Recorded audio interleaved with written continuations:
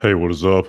So yeah, a little bit of an impromptu stream right here. Thought I'd go live and talk a little bit more about the event that occurred a couple days ago that I can't stop thinking about.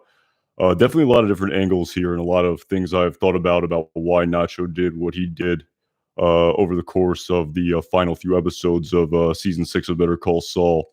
And it's actually pretty interesting. I recently listened to the Better Call Saul Insider podcast, and it was definitely awesome to get some additional perspective from the creators as well as the actor Michael Mando on just the plot that ensued over the course of the last few episodes of season 6 of Better Call Saul. And yeah, it's actually really cool. It was definitely, I appreciate everyone who pointed out the tidbit about the glass. That was actually really interesting. And it was actually really interesting in that podcast. The director, Gordon Smith, they actually considered showing a shot into the trash can of the shards of glass, but they found it to be a little bit too obvious and a little bit too much. Last week on Better Call Saul, the subtlety of this season is definitely something I've noticed for sure in respect to Lalo's body double and as well as this plot here with the shard of glass that Nacho took out of the trash can. And it was really interesting listening to that podcast because it's abundantly clear that, again, while a lot of subtlety there, and it was definitely hard to see the first even couple watches. I definitely noticed that that definitely wasn't the plan at all. The original plan was after Nacho was zip tied and said what he was supposed to say to Juan Bolsa, he was then likely just supposed to get up and make a run for it, and then Victor would shoot him at point blank range. But Nacho definitely decided to, like I said in my video yesterday, decided to go out on his own terms as much as possible. And that subtle look he gave outside of the trailer when he saw the broken glass in the trash can, he definitely decided that, you know what, I'm going to do a slight audible here on the plan to put it in more of a lighthearted term. And it definitely wasn't the plan at all. And in hindsight, when Tyrus was asked to zip tie him, he definitely had that piece of glass hidden in his hand. And it was really interesting too, Gordon Smith talking about like kind of why did Gus just leave Nacho unattended all alone in that trailer with no supervision, and apparently didn't even search him before they went in that van, because it clearly wasn't part of the plan for Nacho to cut a zip tie with that glass. That was definitely Nacho going on his own accord. Subtle is the way to go for this show. I agree, Jason, for sure. But yeah, pretty interesting scene here where he decided to do that on his own accord and wanted to go out his own way as much as possible. And not to get too morbid here, but I mean, in respect to, you know, what he did, I suppose, to not try not to be too graphic, what he did was much less painful, I suppose, than what the initial plan was, to have Victor shoot him in the back, likely a couple times. So definitely pretty interesting there, where the director Gordon Smith said Gus Fring probably just saw him as just a sort of broken and defeated man completely. So why even bother supervising him or, you know, searching him, you know? But Nacho still had some fight in him, as I believe Michael Mandel said in that podcast for the episode 603. Definitely a great listen. I definitely recommend anyone go back and listen to it for sure. And again, maybe it's misdirection here, but it definitely seems like this was the very last time we're going to see Nacho Varga in the plot of season 6 of Better Call Saul. For my listening of that podcast, we're not going to get any flashbacks or anything to that effect. It really seems like this is it. Of course, unless they're doing misdirection here, which is, I suppose, possible, but just pretty interesting. So, do you think Lalo is going to kill Howard? I'm not so sure about that. Definitely, again, but who knows? Like I said, after what we saw a couple of days ago, throw everything you thought would happen out the window for sure. I mean, who knows what's going to happen? I mean, no one had Nacho dying in the third episode for sure. So just who knows? Who knows if Lalo and Howard could somehow interact in the plot of season 6 of Better Call Saul, let alone have, you know, Lalo kill him as you're suggesting, Arena Vision. So, but yeah, another actually interesting sort of aspect that Vince Gilligan brought up on that podcast was he was sort of taking the, you know, devil's advocate approach about sort of, you know, trying to sort of pick holes in the storyline that ensued in the final episode. And I definitely saw some interesting comments on my last video as well surrounding, you know, why didn't this happen or why didn't that happen? And they were some pretty interesting points. But just to start with Vince Gilligan, he definitely made a very interesting sort of a theoretical observation of when Nacho eventually had Juan Bolsa as a human shield with a gun to his head, why didn't he start shooting at the cousins and Hector? You know, maybe that could have, been the initial plan and something to that effect. And then, Gus could, I'm sort of editorializing here, but maybe then Gus and Victor and Tyrus could have finished them off. But again, it kind of goes back to the whole crux of it all about how Nacho just wanted absolute assurance that his father would be protected. And that's why, again, I feel like I didn't address this point as much as I think I should have in my previous video about just how necessary it was for Nacho to make it look as though Gus was completely innocent in all of this. Because if anything, if any suspicion ever got on Gus from the cartel and they sort of killed him, which I guess could have been theoretically possible, then the protection of his father is gone. So I feel like that speech that he gave to Hector about how he said he hated Gus and, Gus is a nobody, he's a chicken man. I really feel like the point of that was to really, really emphasize how Gus had nothing to do with this and to totally draw off any suspicion from Gus. So therefore, I guess in Nacho's head, his father had absolute total protection for the rest of his life. I really feel like that's why he did what he did. And I heard there was another interesting comment in my last video about, why did Nacho agree to do what he did? Why didn't he just, sort of extort Gus Fring saying, I'm going to live on the lam, don't you dare touch my father or I will tell the cartel. If anything ever happens to my father, I'll tell the cartel, maybe from a distance, I'll be somewhere. I'll be in Chile, who knows, somewhere in South America, and I'll rat on you if you ever touch my father.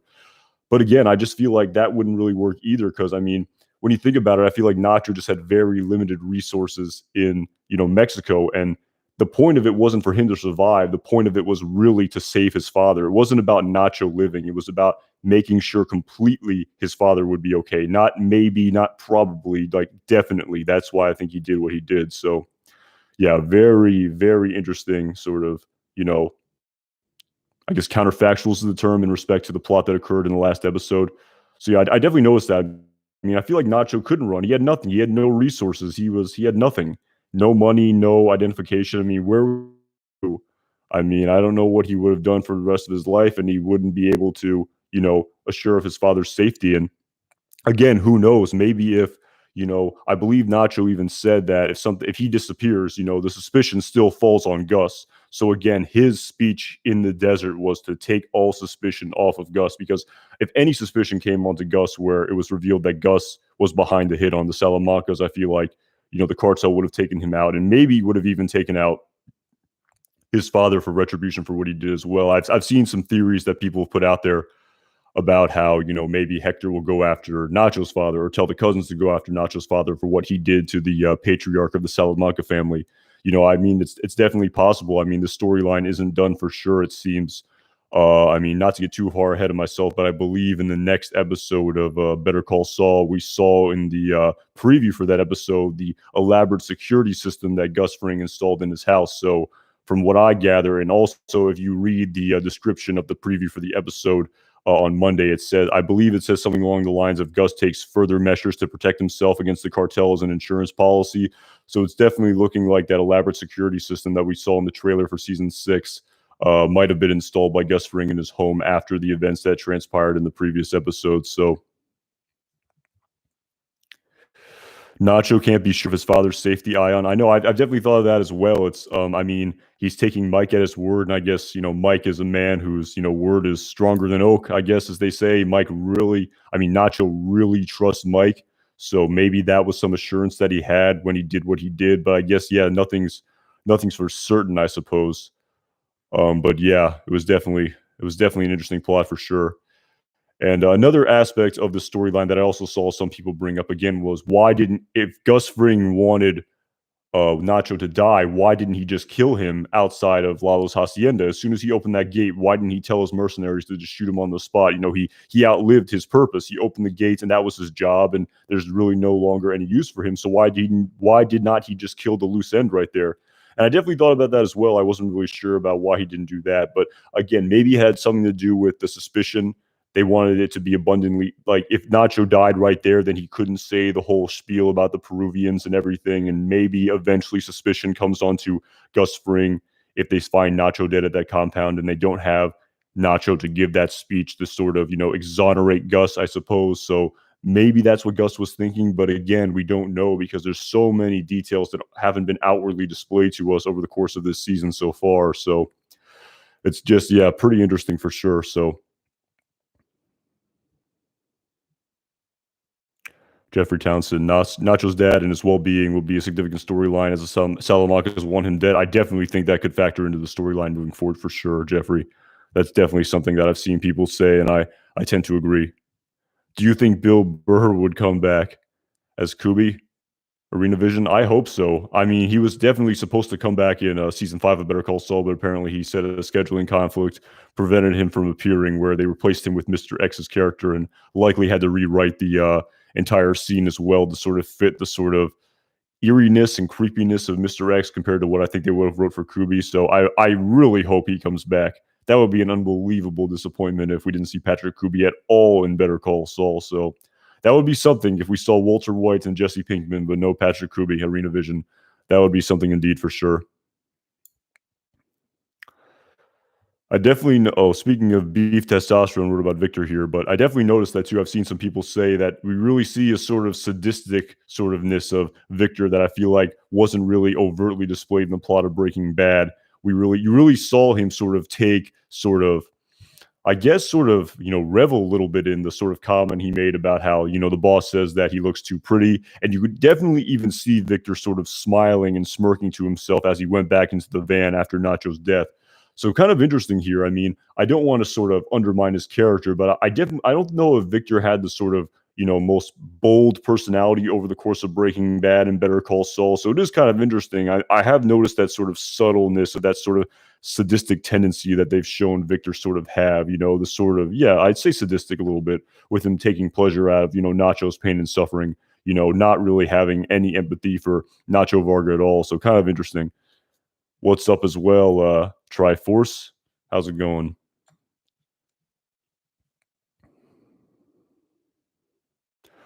So yeah, really curious to see what comes of the next episode. So again, it's this Nacho storyline is just absolutely unbelievable, and I don't want to get ahead of myself here. I was going to talk about this in a more full length video, but also, not trying to, completely spoil and bury the lead of tomorrow. But the whole implication for Saul Goodman's notorious, infamous piece of dialogue in the plot of Breaking Bad that was completely altered, I feel, after yesterday, or excuse me, after Monday. I mean, just unbelievable sort of, complexity and just the changing of the way we view Breaking Bad after seeing Better Call Saul has just been absolutely unbelievable.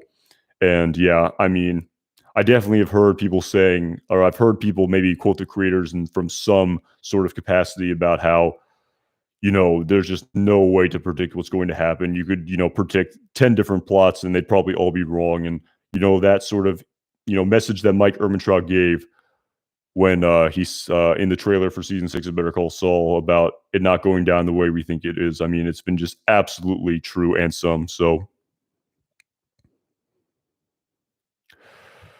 ooh, man.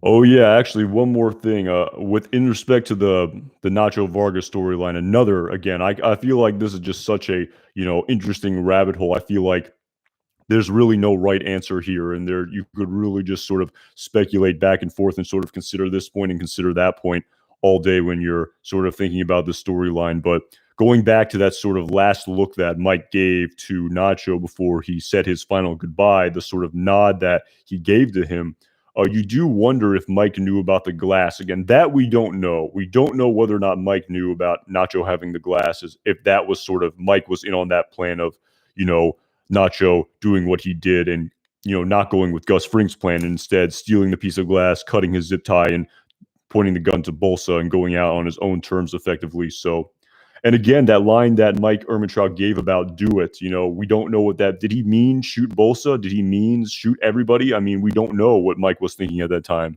Or did he mean just do it, like shoot yourself, go out on your own terms there?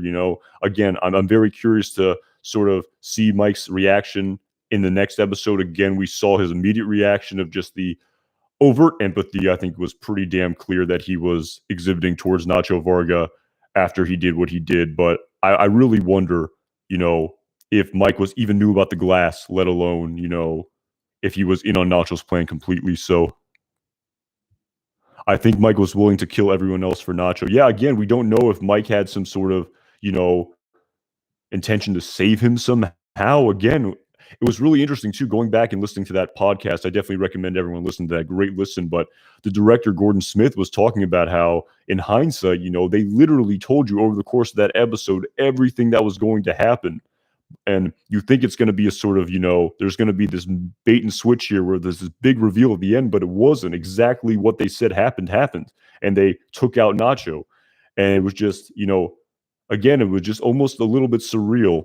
And you do wonder if there was a sort of other plan there that was supposed to happen. And again, we don't know what was going through all those characters' heads at the time, but, very subtle plots and also, very, again, just very unexpected and just really, I'm almost at a loss for words here of just how impactful this storyline was in the first three episodes. They even really described it as the first three episodes was really like a mini Nacho Varga movie. There was really just a whole sort of, slightly less than a quarter of the whole, first season of this series was dedicated to, Nacho's storyline. So, just an unbelievable culmination of his character.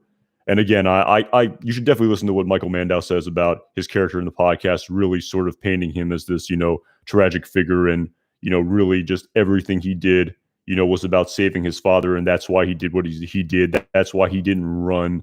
It wasn't about living on the lam and him surviving. It was about, I know a lot of people are saying he doesn't have absolute certainty that his father would be protected, but, it was going as far as he could to save his father. So, yeah, just unbelievable.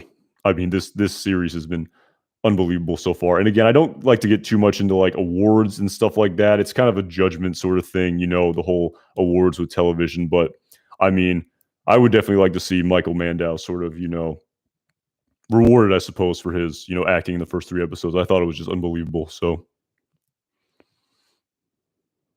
can't wait for Lalo to come back. Nazrat, I know, has been completely absent the last two episodes. It's been quite something. We definitely saw him in that black tie formal wear again. Can only imagine what's going on there and why he's dressed that way and what he's doing in those scenes when he's dressed all dapper in that black suit compared to the laborer clothes we saw him wear at the end of the first episode, or the sort of, I don't even know his style, just a very sort of fancy style that he wore. Those very nice sort of button-up shirts that he always like wear when he was working in the cartel. So what do you think Lalo's up to? Searching for that proof, which I thought was Nacho Varga, but I was completely wrong, Jackson Tackett. So I have no idea what Lalo's up to. Lalo will die, Mike. Yeah. Mike Schlicker, sorry if I pronounced that incorrectly. Yeah, it seems that way based on the canon of Breaking Bad. It seems like it has to happen. So, again, Nazareth, maybe we'll see Don Eladio put a bounty on Nacho's head as some sort of flashback. Possibly, possibly. Again, I don't know how much going back we're gonna go with this storyline with so few episodes remaining. I really even thought we were gonna see maybe a flashback to how exactly Lalo was able to bring his body double to his hacienda. But a lot of me just thinks like the very subtle clues that they're sort of displaying to us over the course of this episode, like the sort of the teeth dialogue about his dental work, and like sort of Nacho looking at those shards of glass. I think it's very actually amazingly well done when you think about it. These sort of very subtle details that are not overtly displayed to us in these episodes, but when you look back, it's absolutely clearly displayed when you look at the very, very subtle details. It's really well done. I can't even remember a sort of television show. I haven't seen that many shows, to be completely honest, but it's really remarkable to think about just like how subtle the show is, and how at first and second watch you don't see what's happening, but after, in retrospect, you see, oh, they are actually telling you the entire story of how everything's happening. So it's actually pretty amazing to watch.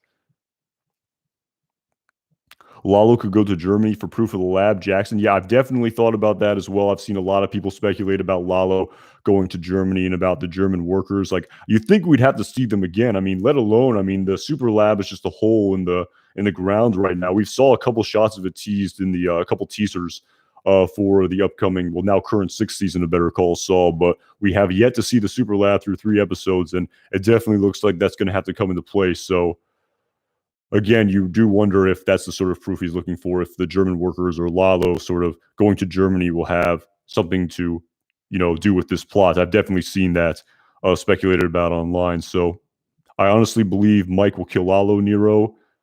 I definitely think that's possible. I definitely think that's possible for sure.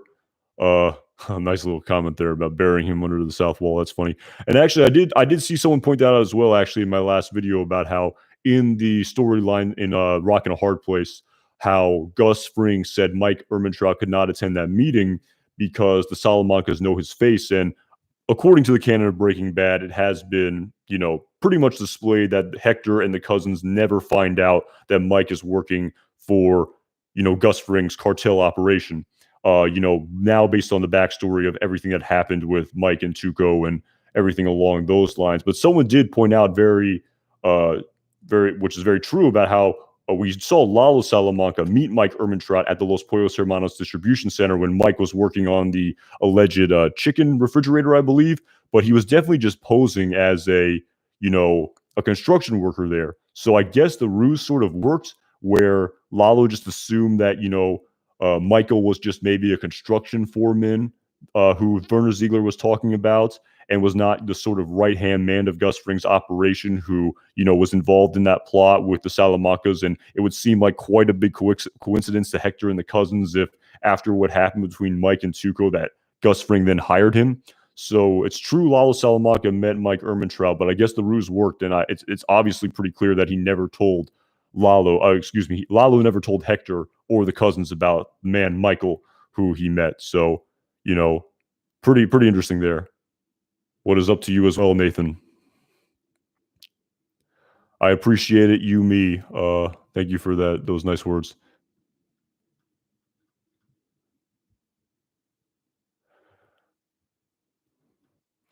Oh, you're more talking about the season, not me. Well, anyway, that's great too. I love the season as well. The Salamanca name dies with you. Yes, Nero, indeed.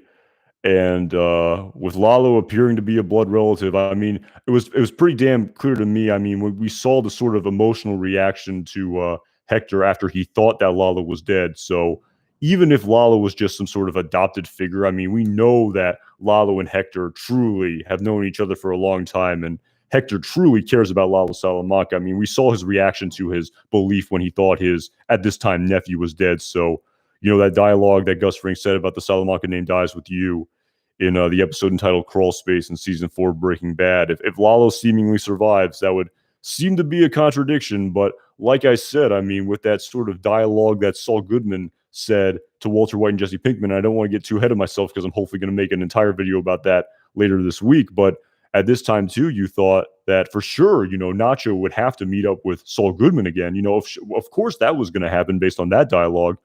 And so the point I'm getting at here is, maybe maybe Lalo doesn't die despite that dialogue. Who knows? Because you thought for sure Nacho can't die in the 3rd episode. He first has to get involved with Saul Goodman, and that whole storyline has to ensue between Lalo and Gus. Lalo, Saul, and Nacho that Saul Goodman talked about in the desert in Breaking Bad. That has to happen. So, yeah. Hector's the only one who knows Lalo is alive, and Gus Fring, DD, apparently. So, do you think the cartel will ever find out that Lalo is alive? That is a good question, Nazrat. That is a very good question. There's definitely a game of cat and mouse going on between Gus and Hector, with the cartel sort of not being in the loop fully. So that is a very good question. Yes, Gus knows as well that Lalo is alive. That is very clear. So,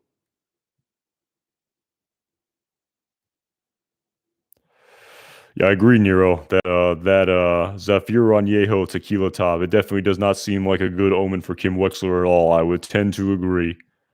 For sure. So, and like I said, I really feel like I and probably everyone should stop trying to, concretely speculate on what is going to happen after what happened on Monday night. So, I mean, everything I thought would happen, I mean, is just out the window completely compared to, what we just saw. So, I don't see Kim dying. I tend to agree, Nazareth. I don't see Kim dying as well. But again, like I said, I wouldn't put any money on it after what we saw on Monday. So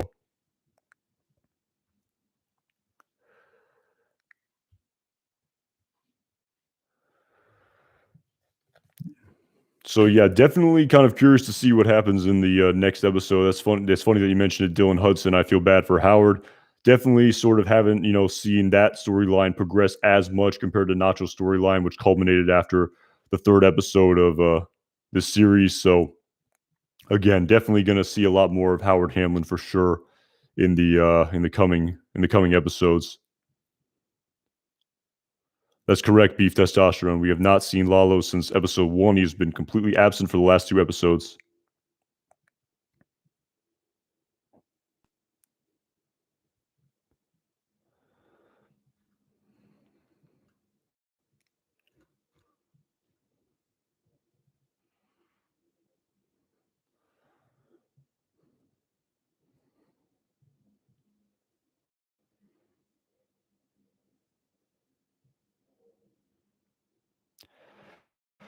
Jimmy and King is a Better Call Saul. I believe it's Hit and Run. I believe in the preview that's been released, in what they say, the description for the next episode, I believe they said Howard seeks outside counsel. Again, I'm not sure exactly what that means, but again, definitely going to see a lot more of Howard. And I definitely think Jimmy and Kim underestimate Howard for sure. I definitely think that's absolutely true. So yeah, Hit and Run and Black and Blue. Those are the ones I've seen as well, Joseph, for the next episode. So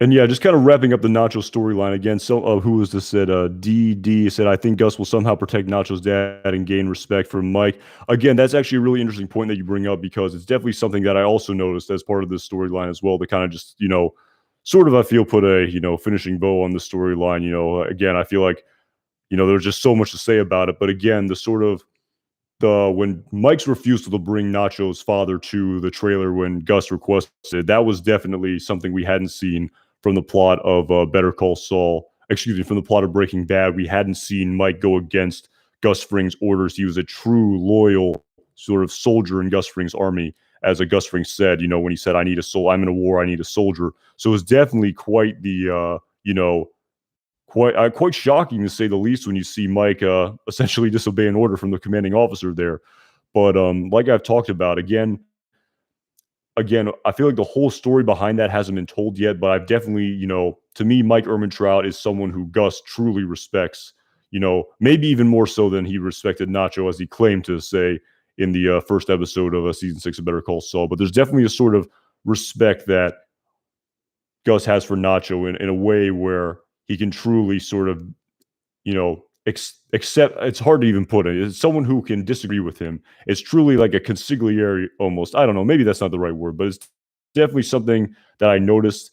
And it's definitely a sort of change of pace from what we saw in the plot of Breaking Bad for sure. So again, definitely interested to see what happens following this. We definitely saw Gus Fring's reaction to what happened. Again, also unbelievable just to see how vulnerable Gus Fring was in this entire storyline. Just knowing that if Nacho said the words, he was essentially done for.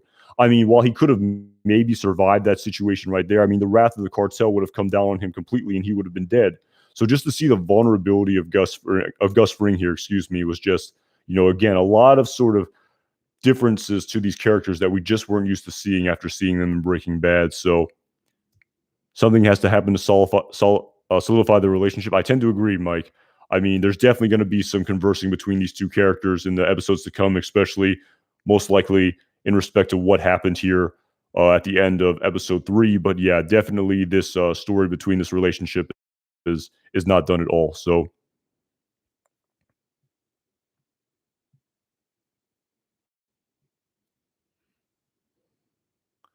do you think Gene could turn himself in, Jackson? Again, I'm not really sure. I mean, again, again, I've been sort of very preoccupied here with this sort of Nacho storyline coming to an end essentially this week, and it's crazy to think that there's only 10 episodes left, and we haven't even seen a whiff of Gene yet. So, again, no idea what's going to happen with that Gene storyline.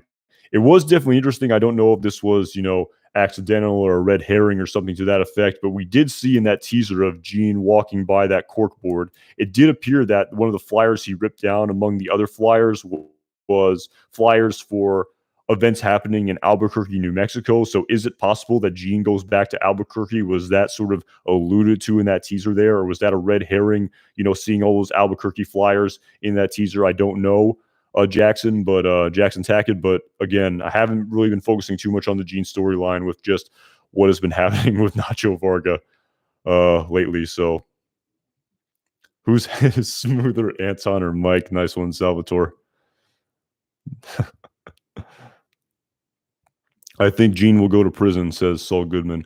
Again, it's just unbelievable to think that, after what happened with Nacho Varga, I just think of all the other open-ended storylines of characters involved, including characters like Kim and Howard and even Gene, I would say, and just predicting what's going to happen to these characters with such open-ended storylines after what I saw on Monday.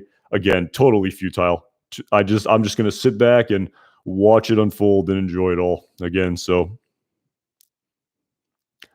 you think Badger is going to come back? I think it's possible, Badger and Skinny Pete. I mean, why not? I mean, if Walter White and Jesse Pinkman come back, why not? Awesome, Aaron 2000. I think it's definitely possible. This is actually kind of a sort of side note here, but I definitely noticed that of Jesse Pinkman's sort of inner circle of friends. We had Brandon Mayhew, Badger. We had Christian Ortega combo, but we only knew Skinny Pete as a Pete or Peter. I think he's the only one of his friends who we never got the last name revealed of his character. I'm pretty sure, and it wasn't revealed to us in El Camino either. I'm pretty sure.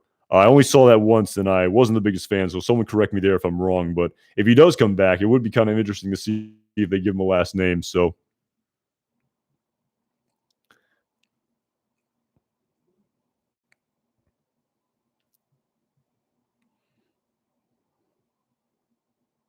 that's a good point, Nazarite. Again, I almost completely forgot about the cab driver and the person he brought with him.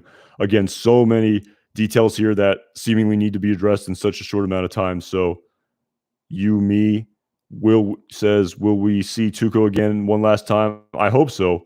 I mean, who knows? I hope so. I mean, I definitely hope so. I mean, they did definitely say he'd be out of prison in 11 months, despite the fact that it appeared he didn't get out of prison until around maybe 2007, based on the dialogue of Breaking Bad. So, there's definitely a potential. We know that he and Skinny Pete were in the same cell block together at Los Lunas, so there is potential there.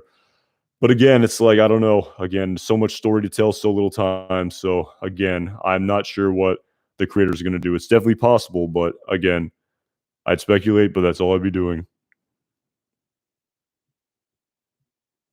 I think the cab driver is not what we think. Relax and sleep. Definitely think that's possible, with everything else seemingly not being what we thought it was. So again, any theory I had about that, probably throw that out the window too after this week. That's a great point. Relax and sleep.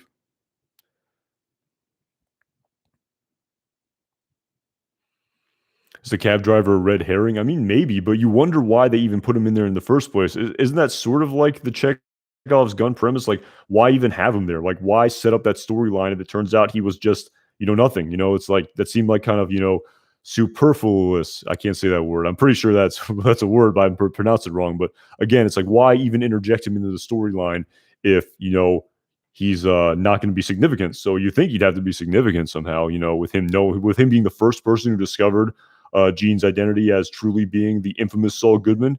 You'd think that he'd have to be important for sure. So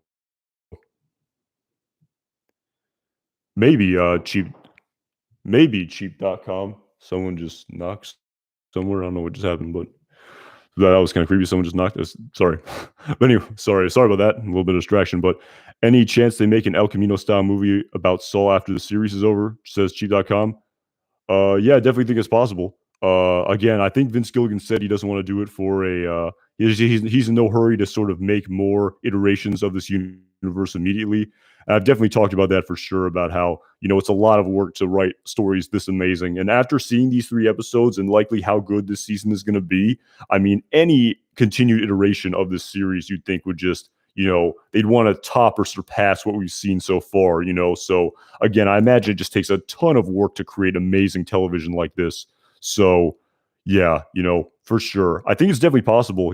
I mean, a series like this, when they're even going so far as to make the Slip and Jimmy spin-off cartoon series, I don't even really know what that is. Like, but they definitely know that, this universe is something that people really enjoy. And, you wouldn't think they'd want to tarnish it with, substandard content after everything they've put into it so far has just been so amazing. So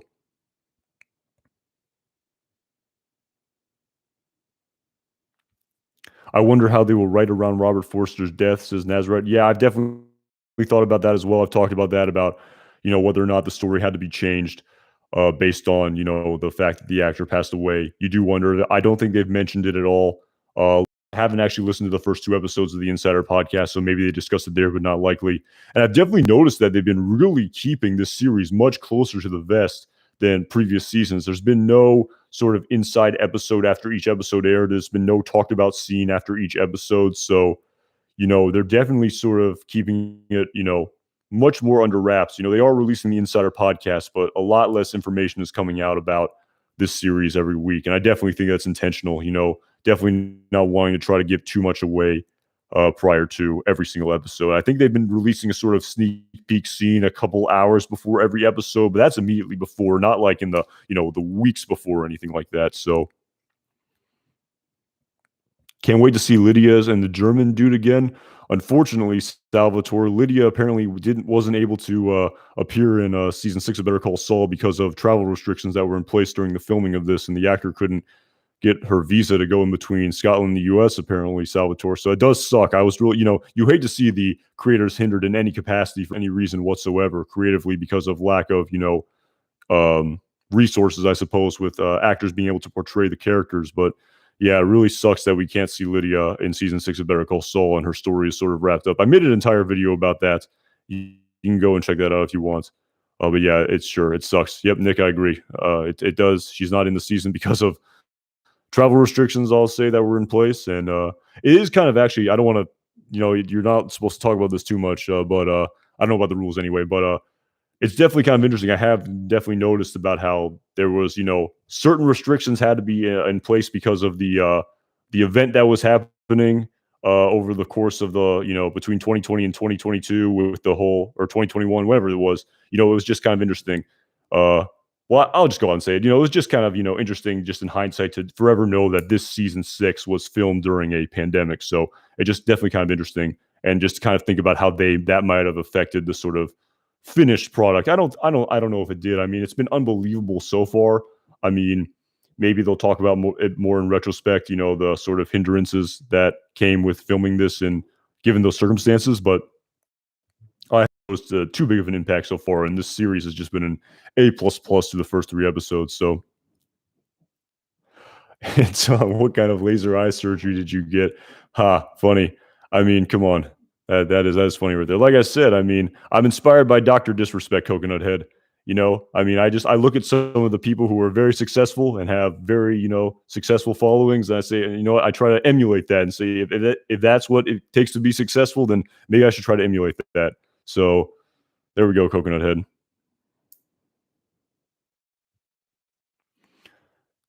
That's an interesting point Jackson Tackett as well about the timeline. I've definitely thought about that as well.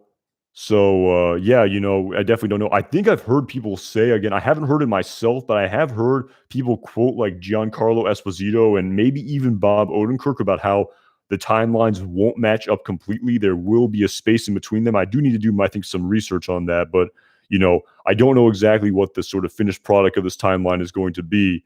But yeah, that's a great question. And also, the whole second half would be Gene. That would be something right there, Jackson. Again, we'd 6 episodes of Gene Takovic.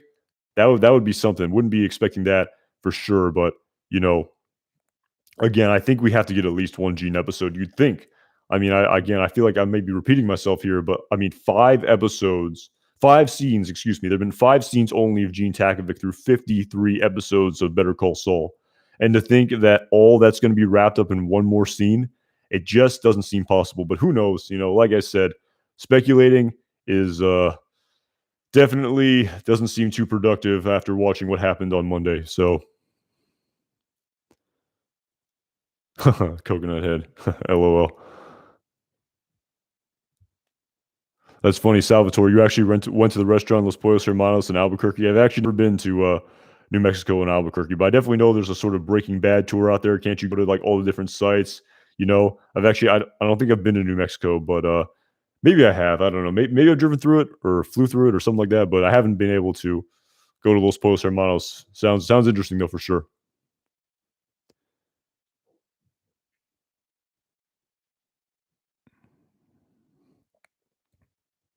That's a good point, Jeffrey Townsend. When did they plan on splitting this season, or was it decided after? I don't know. I have no idea. They haven't talked too much about the production, I think, so far.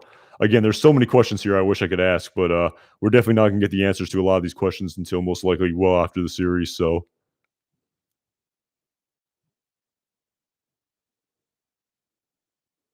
40-year-old Jesse in class, awesomeness, awesome Aaron 2000. Yeah.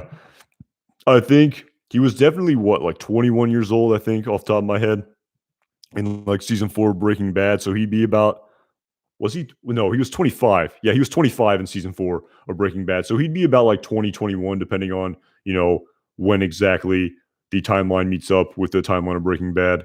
So yeah, so I guess, yeah, 20 years old, 40 years old. Like I said, I mean, there's been a lot of actors who have been noticeably older in Better Call Saul compared to what they were in Breaking Bad. I mean, I've definitely noticed Giancarlo Esposito looks a lot older. I mean, if you look at Gus Fring in season 2 of Breaking Bad, I mean, I know it was what, like 15 years ago now, probably maybe more, but it's quite stark. It's quite the stark contrast. And I don't mind it too much as long as the characters sort of at least try to sort of emulate the sort of physical appearance that they had with the sort of style and even the way they, cut their hair and things like that. I mean, Hank, oh my God, I'm blanking on his name. Hank Schrader was supposed to be in his 30s when he appeared in Better Call Saul in season 5, and the actor was in his 50s. I mean, that definitely didn't look like any 30-year-old I've ever seen.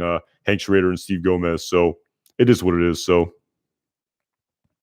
is Bill Burr coming back? He aged big time. Yeah, he has. I mean, maybe he'll put on that wig for all of us. I mean, I'd really enjoy it for sure. So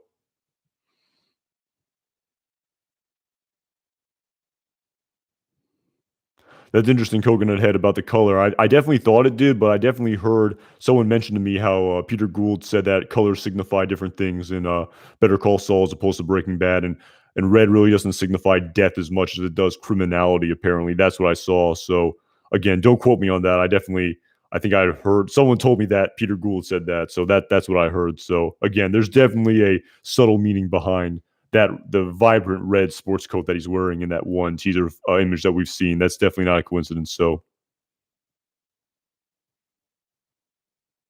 did he say that, Arena Vision? I haven't seen a source on that. If you could, yeah, if you could tell me where you saw that, that'd be pretty interesting about how the last 3 episodes would be dedicated to the Gene timeline. I haven't seen anything about that. So,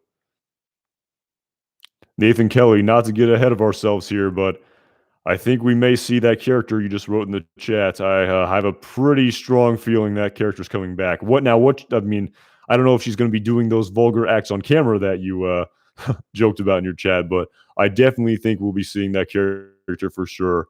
That I'm pretty confident about.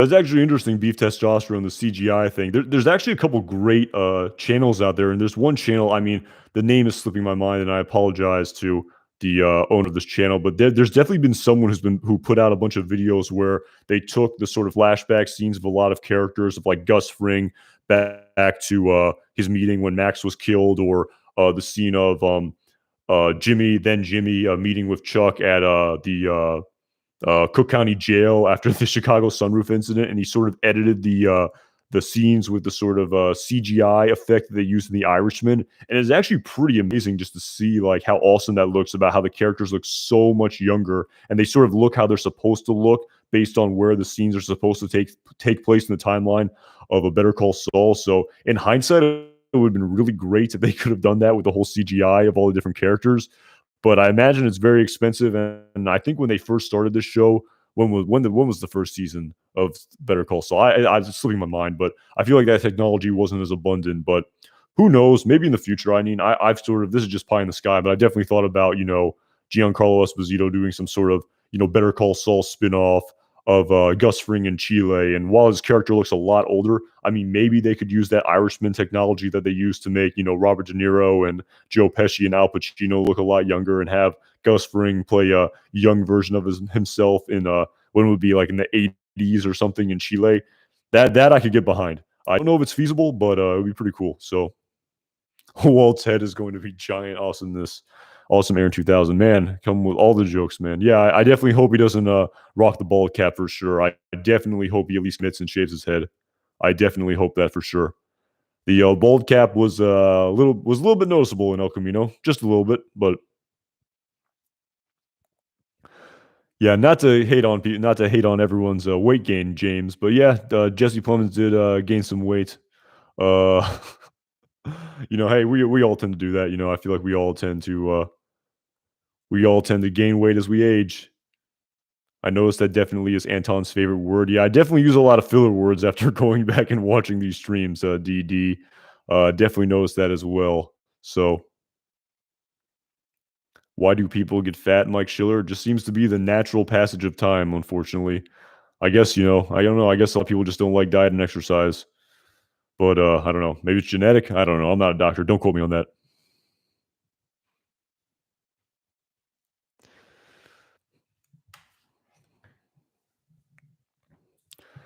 That's interesting, Jay Ladybug, if that's true. I definitely noticed he's still a lot bigger than he was in the plot of Breaking Bad, but it is what it is. So, but yeah, I feel like I'm kind of getting off the original subject of this video. So, but anyway, yeah, it was kind of pretty cool to kind of just listen to that Insider podcast and sort of listen to Michael Mandow as well as the creators discuss the sort of the nice culmination of Nacho Varga's storyline, and definitely it was definitely something to watch, and definitely wasn't expecting it to be done so early in the series. But there's I guess, on a positive note, there's still so many amazing storylines that still need to occur over the course of this series. We still need to see what's going to happen with Howard Hamlin and Jimmy and Kim. We still need to see when Lalo Salamanca is going to return. We need to see what's going to happen with Mike and Gus, after the reaction of, what happened with the cartel. So, yeah, a lot to, still unpack here with this series. And, really looking forward to it for sure in the coming weeks, and definitely planning on making some more videos, a couple of video ideas heading into the next episode. Two that come in mind. I talked about one already in this video where I'll hopefully talk a little bit about it, and I have one more video idea as well that I guess I'll sort of keep in suspense, also kind of heading into the next episode. So yeah, no, not a de-aging video. Actually, yeah, that's not a bad idea, Saul Goodman. At Saul Goodman. That's actually not a bad idea. So anyway, yeah, I really appreciate everyone tuning in tonight for this sort of impromptu sort of stream. Maybe we'll plan on doing more of these. I definitely enjoy them. I definitely sort of like sort of making these sort of I don't want to say rambling. I mean, a little bit rambling, but it's kind of nice to sort of just speculate on a lot of sort of different storylines that don't really have sort of clear, defined sort of conclusions. And I really feel like, with Nacho's storyline, with there being so many different sort of angles and different sort of, possibilities in respect to us not knowing, the thought processes of all different characters, it's just nice to sort of, sort of ruminate on it and sort of hear what other people are saying as well. So, I definitely learn a lot from the people, who in the chat as well. It's nice to hear other people's perspectives for sure. And really appreciate everyone for tuning in. Definitely planning on making more videos this week. Like I said, we'll be probably be live on Sunday before the episode again, like I was last week. And of course, we'll go live for the episode next week. I hope the stream quality of this was a little bit better. I've definitely noticed that some of the stream qualities haven't been the best lately. Going back and watching them, they haven't been super crystal clear. I tried to make this one a little bit better. I hope it was noticeably better. If not, I apologize. I'll keep working on it. But yeah, it's a learning curve here, and never streamed before, and just trying to do what I can do. But anyway, yeah, again, don't want to ramble on. Appreciate everyone for tuning in. Looking forward to doing this next stream in a few days from now, putting out these few videos, and I can't wait to see what happens on Monday. So take care, guys. Have a good night.